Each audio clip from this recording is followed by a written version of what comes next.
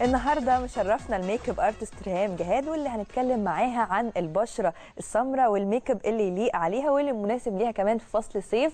اهلا بيك يا ريهام. هاي، ازيك؟ عامله ايه؟ الحمد لله تمام. اخبارك ايه؟ تمام الحمد لله. كل قبل بقى ما نخش في موضوع الميك اب ده عايزين نتكلم عن اللوك بتاع شعرك. يعني اشرحي لنا شويه انت عامله ايه؟ الدنيا حر عشان تبص. تمام. طيب ازاي بقى نتعامل مع البشره السمراء في كل حاجه ليها علاقه بالميك اب، الالوان والفاونديشن؟ فاشرحي لنا كده تقريبا. نبتدي بالفاونديشن طيب. ان هو الاساسي. اوكي، انا ابتديت اواجه مشاكل مع البشره السمراء لان كان عندي عروسه بشرتها سمراء وعملت لها ميك اب كان حلو قوي يوم الفرح. بعد كده هي بقت تعمل ميك اب لنفسها، فابتدت تبعت لي صور حتى وهي في الهاني مون تقول لي بصي انا شكلي مش حلو. انا جوزها ابتدى يقول لها كومنتس انت في الفرح كنت الموضوع مختلف.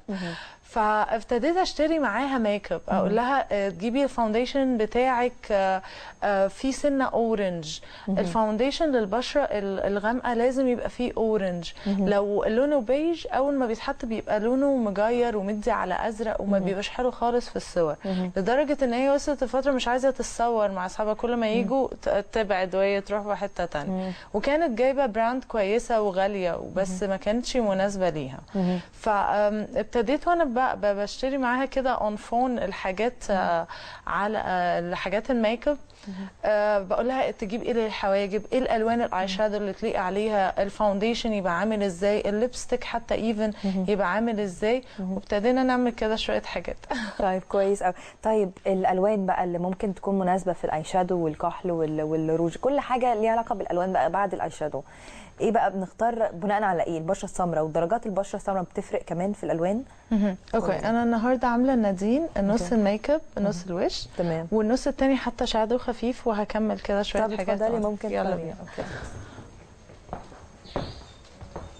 طيب اول حاجه انا هنا حاطه رموش وعامله ستايل الحواجب ان هو شويه يبقى ستريت، بس مش ستريت الحد القصير خلاص ده ما بقاش بقى. انا اكتر بنعمله ستريت بس واخد كيرف سنه. اوكي، والرموش اللي احنا حاطينها هنا دي رموش اللي هي كامله اللي هي زي دي. يعني تمام. بتبقى كلها طويله من النص ومن الجناب شويه ومن قدام قصيره. دي الرموش دي بتبقى لطيفه. كان السنه مثلا اللي فاتت واللي قبلها كان الطف حاجه رموش الفلايرز اللي هي خصل، بس السنه دي احنا ممكن نحط رموش اكتر تبقى واضحه، فالرموش دي بتبقى اظرف. انا اول حاجه بتحدد الميك اب ستايل الميك اب رسمه الحواجب والرموش السنه دي. يعني الترند ان احنا نبقى في رموش، سواء رموشنا الطبيعيه وحاطين لها ماسكرا قويه او مستعنين برموش رموش صناعيه ورسمه الحواجب. هي اللي بتحدد الميك اب. وبعد كده ممكن نحط ايلاينر حتى، بس الوينجد ايلاينر اللي هو طالع من جنب العين بس. تمام. ولو واحده عينيها واسعه دايما لما بتطلع موضه كل الناس بتعملها سواء لايقه عليها او مش لايقه. فبقول للناس اللي هي اوريدي عينيها واسعه ما يعملوش الوينجد ايلاينر، يعني ما يطلعوش الايلاينر بره عينيهم. يعني احنا بنعمل ده للناس اللي عينيها ضيقه عشان شويه توسع عينيهم، فلو العينين اوريدي واسعه ما نبالغش في الموضوع ده. تمام. انا حطيت الجلو على الرموش، هغمض عينينا وبحط هنا الرموش في النص. انت قبل الهوا عملتي فاونديشن؟ فاونديشن هنا محطوط فاونديشن. شادو على نص الوش محطوط فاونديشن. اوكي. انا حطيت الرموش بعدين بثبتها من قدام. تمام. طيب الحواجب بنحددها بايه بقى البشره السمراء؟ بصي هقول لك سكيل الدرجات. انت دلوقتي بتثبتي الرموش؟ بثبت الرموش. فتحي عينك، بصي يمين وشمال. دايما بعد ما بنحط الرموش بنبص يمين وشمال عشان ما تبقاش ماسكه العينين الجفن. والجلو بتاعها اول ما بتيجي تنشف بيبقى لونه غامق. ايوه ده بيبقى حقيقي. لونه اسود، بيبقى تقريبا شبه لون الايلاينر فما بيبانوش في بعض. في جلو بيبقى عشان الناس بس اللي بتشتري اول مره يحطوا رموش لنفسهم دايما بيجيبوا جلو بيبقى لونه فاتح ولما بينشف بيبقى شفاف. ده بيبقى باين، بيبقى فيه لمعه ارتفيشال كده. بس لازم ان هو يبقى بيبقى شفاف في الاول وبعدين بيقلب بيقلب لونه غامق زي رمادي غامق كده، بيبقى لايق على فكره الايلاينر اللي فوق العين. بالظبط كده. انا البشره غامقه، احنا ترند دلوقتي او الموضه اكتر دلوقتي ان احنا نعمل لون الحواجب افتح من لونها الطبيعي. في البشره الغامقه ما بنعملش ده قوي. يعني انا هنا ده قلم الكحل باي ذا واي، يعني بعمل بيه الحواجب. مش دايما يقولوا قلم الكحل بيوقع شعره الحواجب؟ بصي لو قلم اللي هو بيتبري ده فيري سموث، يعني بيتحط مجرد ان هو بيلمس كده بيعمل لون. طب ليه مش اي شادو؟ ولا انت هنحط اي شادو؟ تمام. اوكي، بس احنا هنحدد الاول بقلم كحل. احنا بالنسبه للحواجب ممكن نعملها، يعني انا بعملها بحاجات للحواجب، بس انا عايزه اسهل للبنات لو واحده عندها ايفنت في البيت هقول لها ابسط حاجه تستخدم قلم الحواجب بتاعها. تمام. بصي ثانيه كده عشان ثانيه بسرح الحواجب بفرشه حواجب عاديه جدا. وبعدين ببتدي ارسم الخط اللي تحت. طبعا الحواجب بتبقى محتاجه تركيز، بس انا هعملها اون اير كده. تمام. عشان ايه؟ انا عندي فراغات، عندي فراغ في اول الحواجب وفي اخر الحواجب، بملى الفراغات دي. تمام. بقلم. يعني احيانا بتبقى بنات وبيبقى في عندها في حاجه في فراغ وفي حاجه ما فيهوش فراغ. في ميك اب ارتست بيقول انه لا، ما نملاش الفراغ، نفضي الحاجب التاني، يعني نحط عليه نفضيه شويه. لا نفضيه بالفاونديشن، نحط يبقى الاثنين يعني ما يلزقوش، ما يبقاش شكلهم ارتفيشال. يعني هو الميك اب مدارس، بس انا طول الوقت يعني مش عارفه، بحب ان انا ما اغيرش في الشكل قوي، ونشوف ان وبعدين دلوقتي حلو قوي ان احنا الحواجب تبقى لونها تخينه. فلو عندي حاجب تخين وحاجب رفيع، لا هميل للتخين، مش يعني هتخن مش هرفع. بس برضو لازم نراعي ان هو ما يبقاش برضو باين ان هو زي التاتو كده، يعني بالظبط. ما يبقاش ما هو ده عشان كده بنعمل مليان. ده. تمام. دي باودر للحواجب. تمام. في اللون اللي بستخدمه لون رمادي على اسود، ما في يعني حتى ما بيبقاش بيبقى فيري مات. طب البشره القمحويه لون الحواجب بتاعها يبقى بني ولا اسود؟ كل واحدة وحواجبها. احنا من اول ما البشره تبقى قمحيه الموضوع بيختلف خالص. بنبتدي نفتح الحواجب عن لونها. اوكي. يعني هي مثلا لو لونها بني بنبتدي نعمله بني فاتح شويه ونتخن لو هي عايزه تغير. لكن لو مش عايزه تغير هيبقى نفس الشيب، وهنحاول نفتح شويه عشان احنا لما بنملى الفراغات الحواجب بتبان اتخن. اوكي تمام. انا بحط دلوقتي الشيد. انت قلتي لي كمان انه موضه الحواجب الستريت ما بقتش اللي هي التشاينيز دي. الستريت القصيره لا خلاص بقت نسيبها تطول شويه وتبقى مكسوره شويه. يعني نطولها شويه مفيش مشكله. طيب ايه تاني بقى في الاي شادو ممكن نعمل ايه هنا؟ ايه الالوان بقى اللي ممكن تليق على البشره السمراء، وكمان خصوصا في الصيف؟ يعني هوت كولر، الوان سخنه. يعني هنا حتى حاطين الشيد بتاعنا اللي هو جولد قوي منور بينمع سنه. الالوان السخنه اللي هي الوان الشمس والتراب، اللي هو الجولد والبني اللي هو محمر، والحاجات اللي هي تحس ان ليها لون، مش حاجات باستل، مش حاجات هاديه قوي. دي بتبقى ظريفه سواء في الاي شادو او في الليبستيك. تمام. في الوان بتنصحي ان احنا نبعد عنها او السمراوات يبعدوا عنها؟ الازرق. اوكي. الازرق الهادي، حتى التركواز واللبني والحاجات دي ما ينفعش. والله التركواز لا، التركواز يتحسب من الالوان السخنه لانه هو مركب وداخل فيه الوان سخنه كتير، فبيدي هيبقى عامل نفس الافكت بتاع الذهبي ده او بالظبط. هو نفس الالكتريك، حتى اسمه الكتريك بلو اللي هو بيبقى قوي، بيبقى فيه. انا قصدي تبعد عن البليسيال اللي هو الازرق السماوي، لا ده تبعد عنه. اي الوان باستل هتبقى بهتانه جدا. ودايما ده في الاي شادو، في الباودر، في الليبستيك، دايما تستخدم لون اورنج. مش هيبان ان هي حتى اي حاجه اورنج، بس بيدي نضاره تجنن البشره السمراء. تمام. انا بحط الايلاينر وباجي في الاخر بطوله. هنا ممكن تقدري توسعي العين شويه. بالظبط، ما دام تمام. حتى رموش قلب براحتي.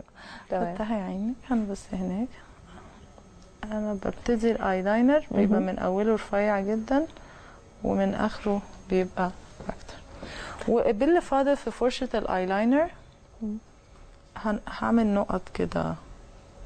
انت بتفضلي ان انت ترسمي تحت العين بقلم ولا بالفرشه بتاعه فوق العين؟ جوه العين بحب بقلم.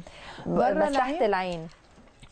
بره العين لا، بره العين بحب يبقى ايلاينر او ايلاينر جل، مش ايلاينر اللي هو العادي ده. ايلاينر العادي عيبه حاجه واحده، ان هو بينمع فبيبان انه ارتفيشال. بس ما فيش منه انواع مط بتبقى بتبقى مط، بس برضو بتبقى فيها نسبة لمعة، مش يعني ما وصلوش للون مط قوي يعني. مش زي القلم او او اللي هو اللي بالفرشه ده اللي احنا بيبقى في باليته صغيره كده. لا، الجel ايلاينر ثابت اكتر. وبيبقى انا هو هحط ماسكرا. بيبقى لطيف وممكن نحطه جوه العين، بس انا بحب القلم عشان انا النهارده بحاول اسهل للبنات اللي في البيت يعملوا حتى ايفن الحواجب عملتها بقلم الكحل. تمام. هنبص قدامنا الماسكرا بنحطها من تحت، ولو عايزينها مكثفه بنمشي يمين وشمال. تمام. مش من فوق، مش بنحطها نغمض عينينا ده في الاول. بحط في الاول كده من تحت. تمام. وبعدين بنبص تحت او بنغمض عينينا وبنسرحها من فوق، وبعدين واحنا مغمضين نرجع نسرحها لفوق تاني. تمام. فتدينا مكثفه. هنفتح عينينا، هنبص فوق.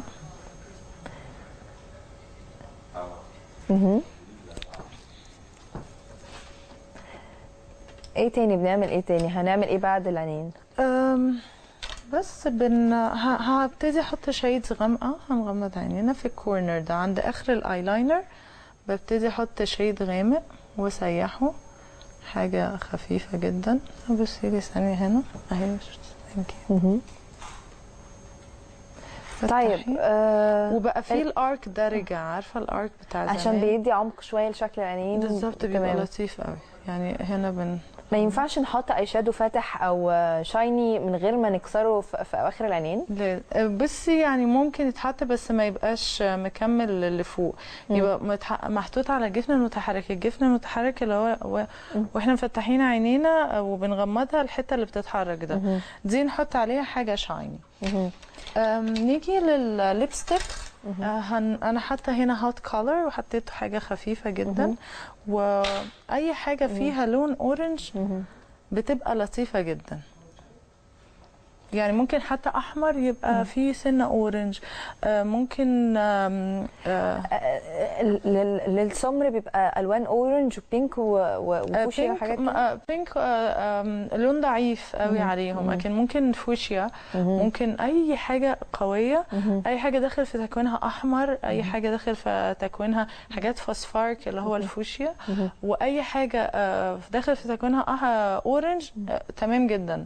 تمام في كل حاجه، في الليبستيك، في الاي شادو، في ايفن حتى الفاونديشن. يعني انا النص اللي ناحيتي ده كله حاطه عليه فاونديشن، النص التاني مش حاطه فاونديشن. تمام. الفاونديشن مش مفتحه بيه ومش عامله. طب ليه اصلا بنحط فاونديشن لو احنا خارجين يعني من غير كاميرا، من غير ليه واحنا ماشيين في الديلي لايف بتاعتنا نحط فاونديشن؟ احنا محتاجينه توحيد لون البشره بس. هو تمام. الغرض الاساسي من الفاونديشن توحيد لون البشره. ما هيخلينا بعد كده ننزل للرقبه وننزل للحته بتاعت ما هو او نختار لون الفاونديشن يبقى زي جسمنا بالظبط. تمام. ما هو الغرض الاساسي من الفاونديشن ان هو توحيد لون بشرتنا. تمام. لا ان احنا نفتح ولا ان احنا نغمق. لو عايزين نغير ممكن نعمل نغمق، نلعب شويه. في ناس بتحب تفتح بشرتها ما بيبقى شكلهم حلو. لا طبيعي يعني طبعا. لان الملامح بتبقى معموله على حسب، بتبقى ماشيه ولايقه جدا مع لون البشره.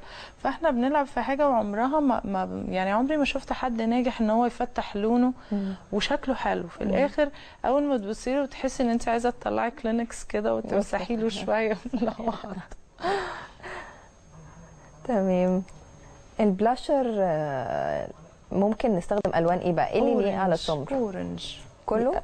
بصي سيريسلي انت مش هتصدقي اورنج ازاي. والباودر بتاعتي مش بتبقى باودر عاديه، بتبقى باودر اللي هي بيقولوا عليها بلاش اول اوفر. هتلاقي فيها الوان درجات كتيره، ألوان. تمام. في سيمون وفي بني غامق وبني افتح، درجات البنيات. بتاخدي منهم أقول كلهم، مش بتاخدي من لون واحد فيهم؟ لا بعمل كده. تمام. ده احسن من اللي بيبقى فيها لون واحد بس؟ دي داخل في تكوينها زي ما قلنا الوان سخنه. عندي السيمان ده لون سخن، البنيات لون سخنه، فلما بنحطه بيوحد لون البشره وبيدينا لون حلو قوي. بنحط تحت العينين. مش بنحط البلاشر بس على الخدود؟ لا ده بلاش اول اوفر. يعني ده بيبقى ظريف في كده ان هو بيتحط على كل الوش. مش هتحتاجي لون تاني افتح يبرز الخدود؟ لا خالص، هي وشها منحوت اصلا. انا لو عندي مثلا خدود مليانه وعايزه ابين واعمل شكل هتتصور او كده، باجي تحت الخد وبروح عامله بلون غامق قوي، وهنا بعمل بنفس لونها. بس ما انصحش مع البشره الغامقه ان احنا نفتح اي منطقه، بيبان جدا. وبحب دايما ان احنا نحط هنبص فوق نلمس الرموش اللي تحت بماسكرا. ودايما يقولوا لي لما بنعمل كده الرموش اللي تحت بتشبك في بعضها وبتدي شكل ارتفيشال جدا. فهنجيب فرشه الحواجب اللي سرحنا بيها الحواجب. تمام. هي فرشه عاديه جدا بس فيها زي مشط صغير كده، زي المشط بتاع الماسكارا برضو، بس هو ما فيهوش الليكويد بتاع الماسكارا نفسه. بالظبط. دي بتبقى فاضيه بسرح بيها الرموش. وفي كمان في فرشه للرموش معموله كمان موجوده. بالزبط. بس احنا لو ما عندناش الفرشه دي تمام. عارفه لو جبت الميك اب كله البنات هيقعدوا يقولوا طب احنا مش لازم نجيب كل الميك اب الحاجات دي. تمام. بالظبط. احنا بنحب نخترع كده شويه والحاجات نستخدمها في اكتر من استخدام. تمام. ايه تاني فاضل؟ بس انا هتكلم اكتر عن الفاونديشن الكونسيلر. يعني لو بصينا هنا للعين هنا والعين هنا، ما بقاش موضه ان احنا الكونسيلر يبقى افتح من لون الفاونديشن. هنا الناحيه اللي حاطين عليه فاونديشن ناحيتي تحسي ان هو لون البشره، مش حاطين اي لون. يعني المنطقه دي مش فاتحه خالص نفس لون البشره. هنا الناحيه الثانيه لو بصينا هنلاقي الهالات اللي هي الطبيعيه اللي عندنا كلنا، ان هو لازم ننام بدري وناكل كويس وما نشربش قهوه، الكلام اللي ما بيحصلش بيسبب لنا هالات بسيطه جدا بنشيلها بكونسيلر. الكونسيلر غير الفاونديشن. تمام. الكونسيلر دايما هنلاقيه مختلف لان بيبقى داخل في تكوينه لون اصفر. خلاص. ريهام جهاد الميك اب ارتست الجميله، بشكرك جدا لوجودك معانا. شباب بعد الفاصل هنكمل فقراتنا، خليكم معانا.